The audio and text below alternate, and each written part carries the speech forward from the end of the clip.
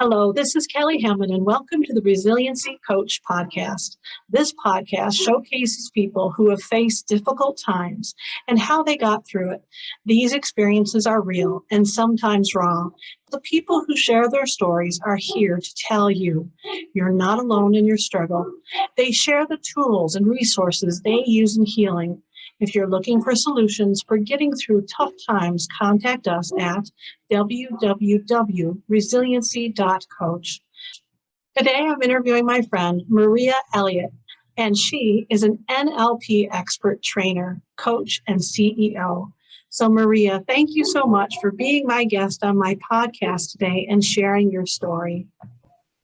Thank you, Kelly. I appreciate it. And thank you for inviting me as a guest. Resiliency coach.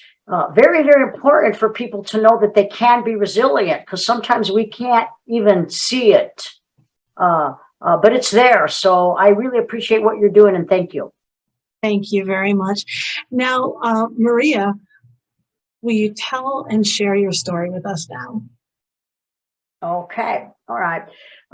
April 24th last year, so it's been a little over a year. I was riding a two-wheel motorcycle. It was not my motorcycle. That's kind of important. Ride your own motorcycle, by the way. And the motorcycle malfunctioned. And I am very lucky to be here alive today to talk about it. As a matter of fact, the doctor, and you're all safe, you're all secure, you're all free. My surgeons told me, surgeons plural, that I'm very fortunate, because when they come in the way that I came in, people after a tragic accident like that, they're just harvesting parts. So am I resilient? Absolutely, yes. How did I get there? Okay. Just building mind muscle, and I'll talk about that later. So yes, I'm resilient, and I was in a life-threatening motorcycle accident. I was supposed to be a triple amputee. On June the 16th, is when I actually started physical and occupational therapy last year, June the 16th. They said in Arizona, I live in Las Vegas, I'm doing all my physical therapy here. I wrecked in Arizona, so that's where I landed up with the Flight for Life, and the trauma center in Arizona. Immediately, they said, we have to amputate your left arm from below the elbow, immediately. I said, no.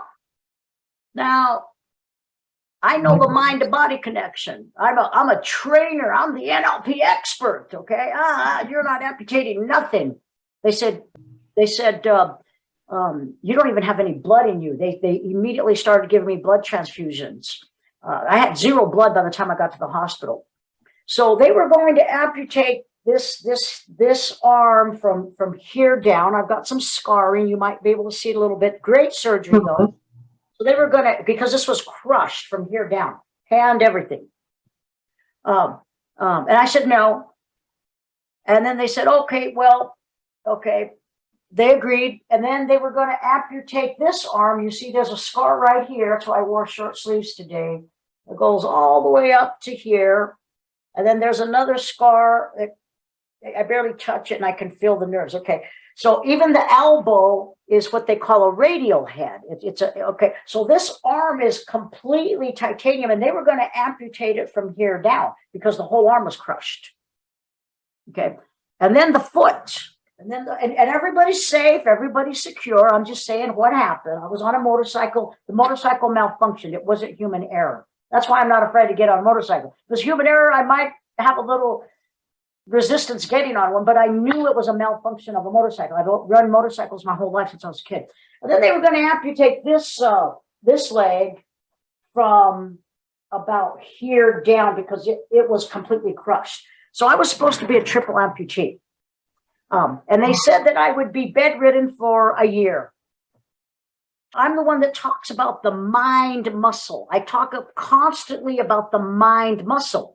And it's like any other muscle, you got to build it. And if you're not consciously aware of your mind muscle, it atrophies real quick. I started physical therapy June the 16th of last year. And they said that's when I would learn to start maybe to walk again, if I chose to keep my limbs. They said I'd never be able to move my arms again for sure. And as you can see, I can stand up. I mean, I can do everything. Resiliency, I call it mind muscle. I just made up my mind that I wanted my life back the way I wanted it, and I focused on it. And they said a year in a skilled nursing facility. My insurance was going to pay 20 days. I said, how many days do I have? They said 20. I said, how many days do I have? They said 20. I said, I'll be out in 10. And I was out on day 10. That's amazing. On a two-wheel motorcycle, I was going right about 65 miles an hour. Okay. And then all of a sudden it incurred what's called a death wobble. When the stabilizers, when motorcycles don't have stabilizers, or let's say your tire is a little bit too worn, anything could go wrong. You have to have you have to maintain a motorcycle, especially a two-wheel. I ride a trike myself. Well, it just started wobbling out of control. It's called the death wobble, and it's violent. It just literally ejects you. I held on like it was a bull, and I rolled the rail out to try to slow me down at 65 until the bike just, I had to jump off or lay it down. I hit a rail, so it would have crushed me or chopped me in half or something. So I literally had to eject myself off the motorcycle, and I just went tumbling down the highway at 65 miles an hour and just boom, and just crushed almost every bone in my body. I did have a full head helmet on. Now, my mindset the whole time was unconscious mind. Okay. Protect me.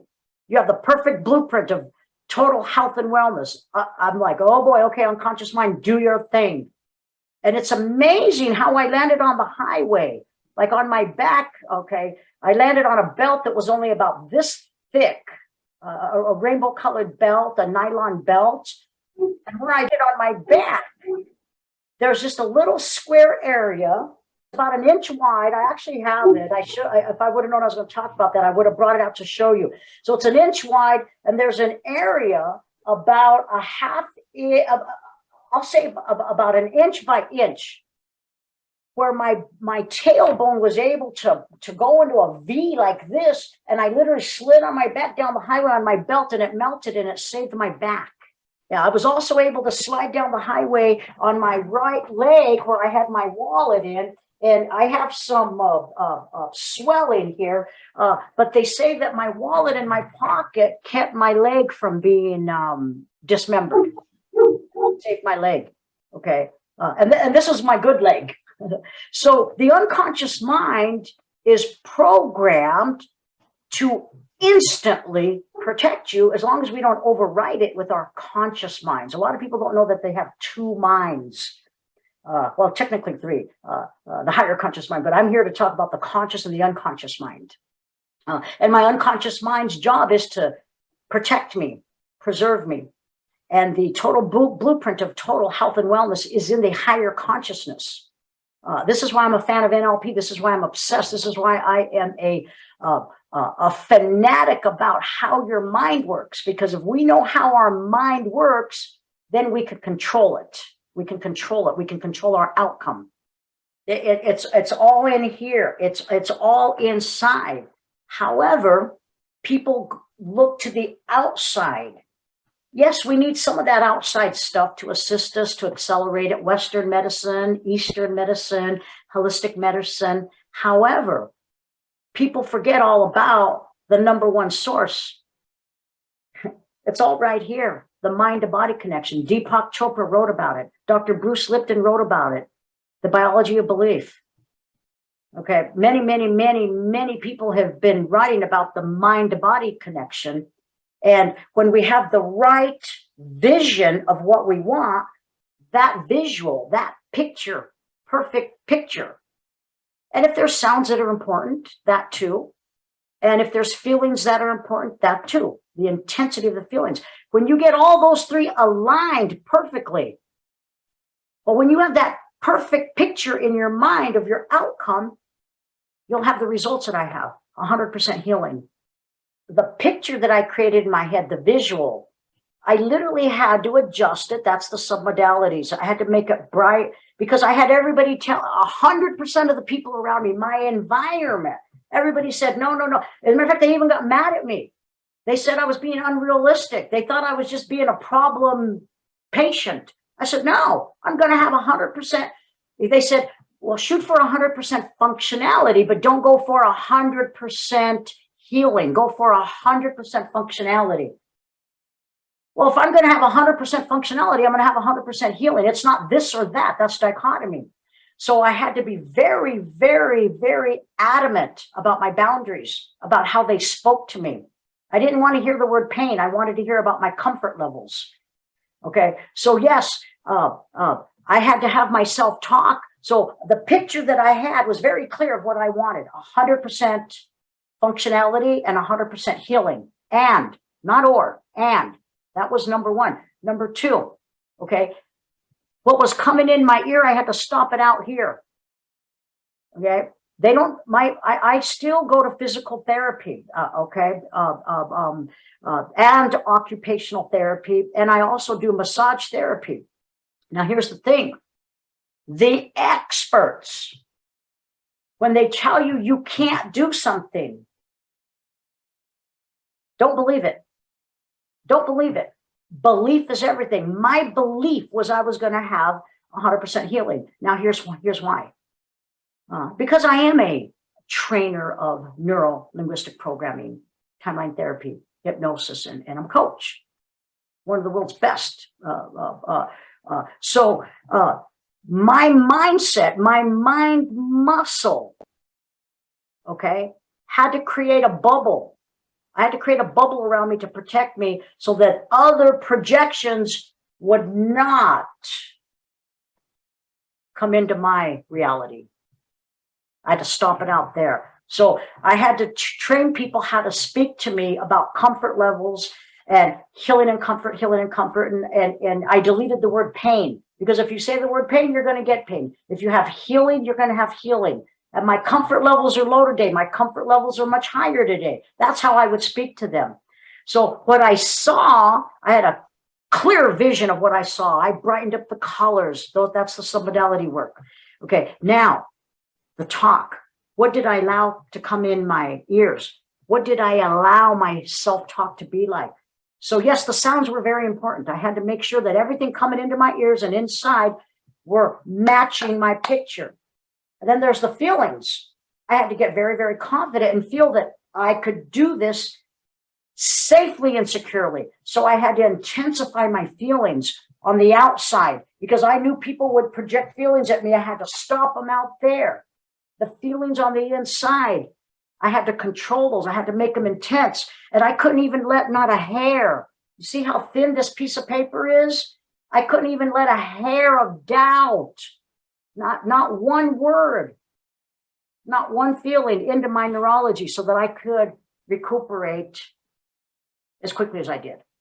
So how does somebody go about doing this? How does somebody control their thoughts? How does somebody block out those echoes of negativity, those echoes of no, or you can't? How does somebody do that? And it's not just physical well-being and health and healing, but other things too in our lives that people may have said, you can't do that, you shouldn't do that, you don't know how to do that. How do you block it out? That's a great question. Okay. I would not know how to do it. I wouldn't be alive today. Okay. I had to learn how to control and build my mind muscles. Just like going to, okay, if you're a scrawny person, here's a metaphor. Okay, if you're a scrawny person, you have zero muscles, and you go to the gym one time, you pump iron, you're not going to walk out looking like the Hulk. However, on a consistent basis, with proper nutrition, proper rest, and proper time at the gym, okay, you're going to grow your muscles. Okay, so what I did is I learned neuro-linguistic programming, I learned hypnosis, and I learned how to do this professionally. Is there something that somebody that may not have those modalities right now, Now, my husband and I have those modalities, and we know how to train people and help them through the process too. But something that somebody that may not have those modalities right now, but is still interested in learning how to control, to start building those muscles, what's something that somebody that has none of that training can do today and can do it like every day? Or what's something like practical that they could do to start building them? Very good. Very good.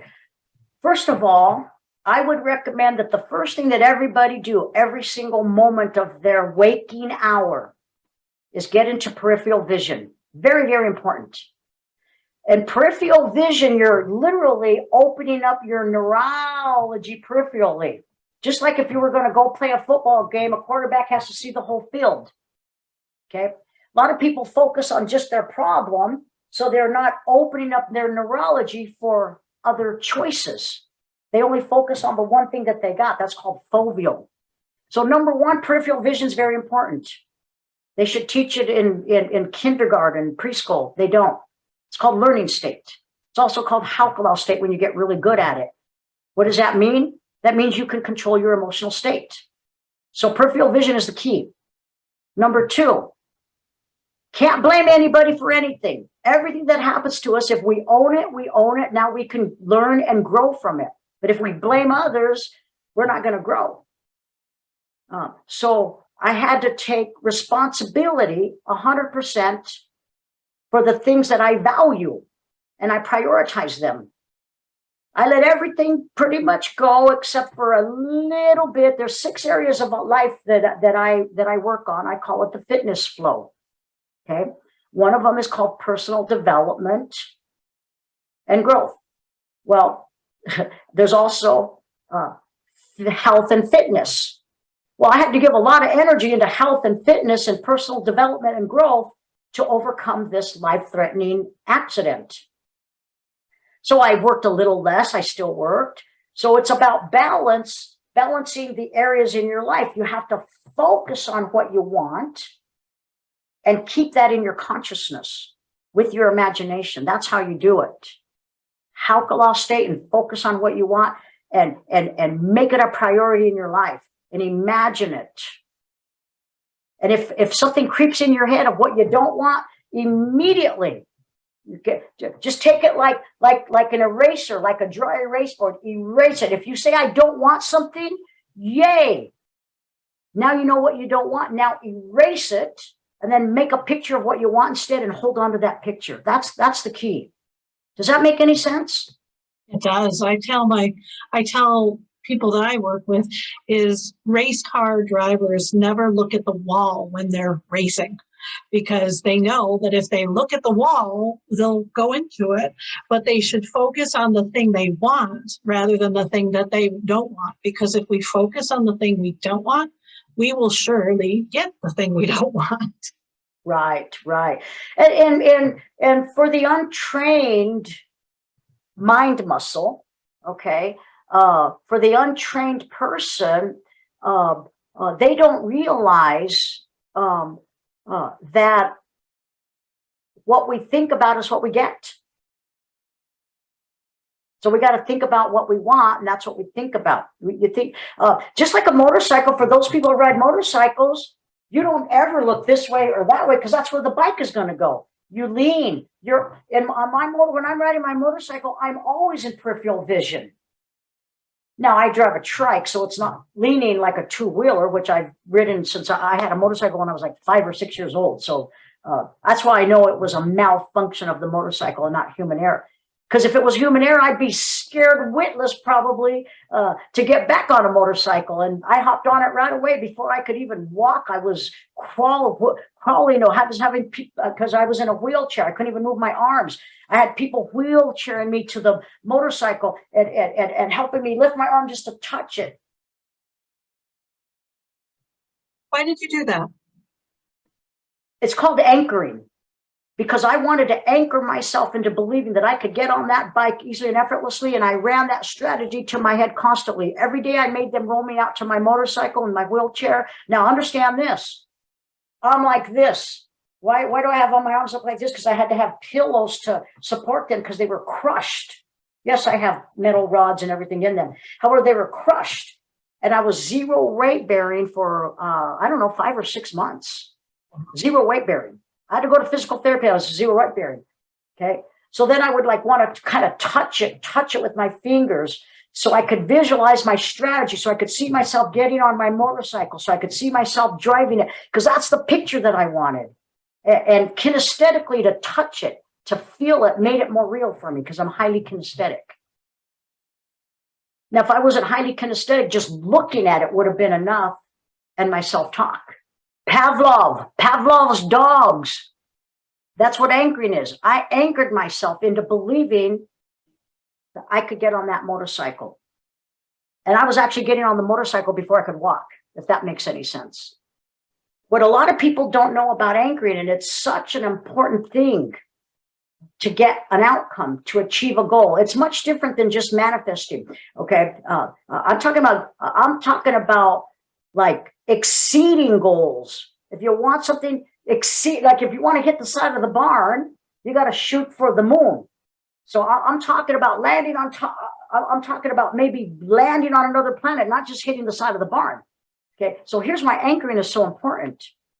Okay. When we have a natural feeling that creates a state like confident, powerful, strong, ambitious, whatever, empowering words, okay? When we go back and remember when we felt those states, those empowering states, when we go back and we remember it, okay?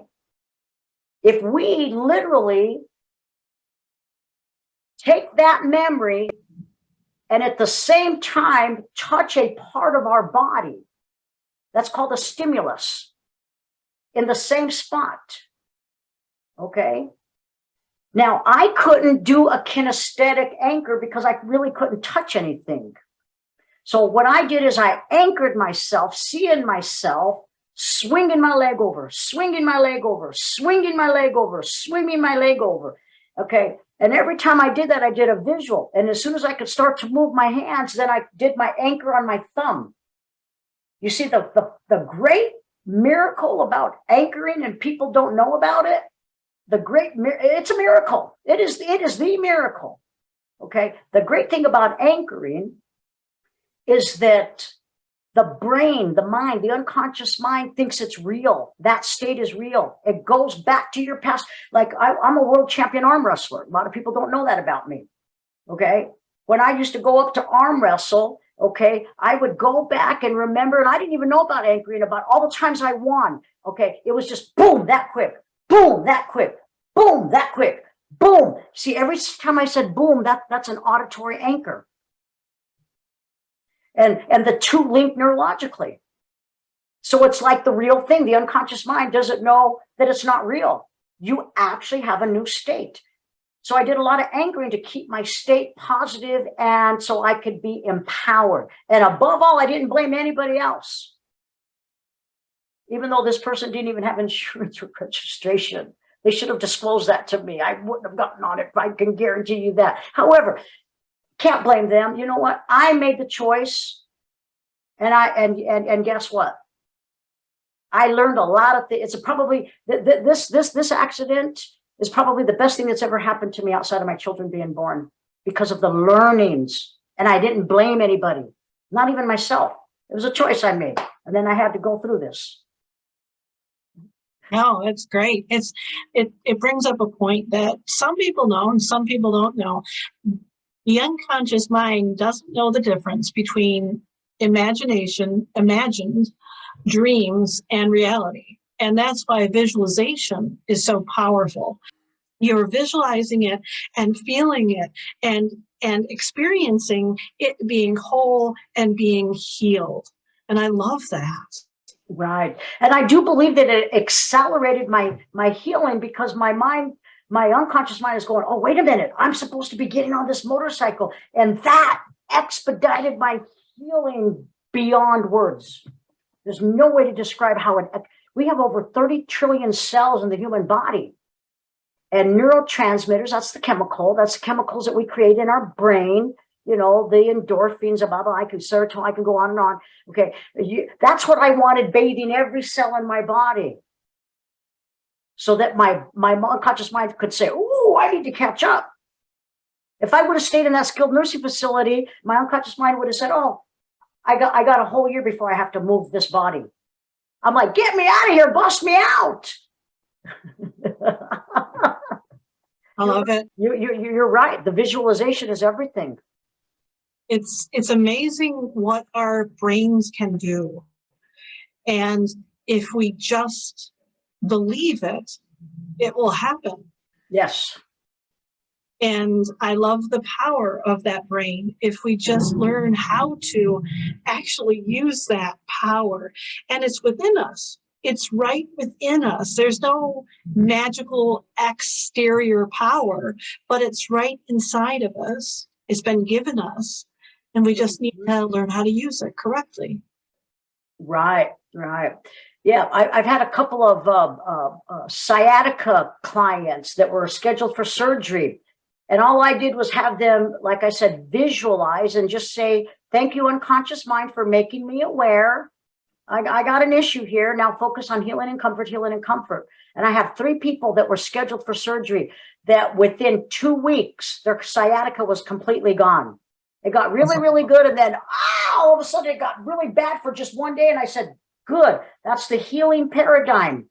Once you get through that, by the next day, you're going to be healed." And sure enough, by the next day, they were completely healed from sciatica because of visualization and our self-talk. Healing and comfort, healing and comfort. That's very important. Absolutely. If you had one piece of advice for somebody that may be going through a situation, a similar health crisis, because I consider what you had was a health crisis, a major one. And if somebody was going through a health crisis or having a situation similar to yours, what piece of advice would you give them? That's a great question. It's beyond hope. Okay. Because there's a difference between hope and belief. But if one can, because it was bad, it was really bad for me. I mean, my lung was collapsed. I almost bled to, it was bad. It was really, really bad. I knew about the mind-to-body connection. I'm highly trained. I mean, people hire me with life-threatening conditions, from leukemias to whatever, and I do have 100% success. So it's beyond hope. So that one bit of information is that, listen to what I'm about to say right here, because this one bit of information will save lives. It's more than hope. It's about belief. You have to believe that you've got the power within. Without the belief, you have nothing. Because if you don't have that hope, that inkling of hope, then you can't have a belief. So at least if you can have some hope, we can transfer that into a solid belief, because whatever you believe, you're right. That's powerful. Thank you. And Maria, how can somebody get in touch with you if they'd like to? That's a great question, and I really appreciate that. The name of my company is called NLP, Neuro Linguistic Programming. Neuro, the nervous system, the mind; linguistics, your senses, and how we create those images and sounds to get our outcome. And then, of course, how our programming works. The scanner, it's like a code. The self-talk, how we scan it, how we're programmed to get our outcome. So the name of my company is NLP, okay, Excellence Academy. And I train people to become coaches. And then what I do is I take my brand new graduates, okay, and if people want me to coach them, I give them to my students to practice, because they're really good. They're better than any coaches out there, brand new out of the gate. They're better. They're better than some of the master trainers that I've seen out there in the world. Okay, so they can call NLP Excellence Academy, and I've got coaches that'll do it for next to nothing because they want the practice. They can join my academy. And my phone, it's called NLPExcellenceacademy.com. And my phone number is 725 Lucky 777-4685. 725-777-4685, NLP Excellence Academy. And I am known as the NLP expert, and we are the most flexible training and coaching company in the world. We'll work with anybody and everything. We don't care about your budget. Here's what we care about: your outcome. We have finally put the human race first over anything else. Healing people is what we do. And we're not doctors, okay? However, we are doctors of how the mind works. Metaphor. Thank you again, Maria, for being on our podcast today and sharing your story with us today. I appreciate it. And if anybody has any questions, please call me. Thank you, audience, for listening to Maria's story. And remember, there is a way through your difficulty. Please seek out resources and people who can and will help you. Now, if you're looking for alternative tools for handling difficult times or moving ahead in life, contact us at www.resiliency.coach. Hope you all have a blessed day and a wonderful life. Goodbye.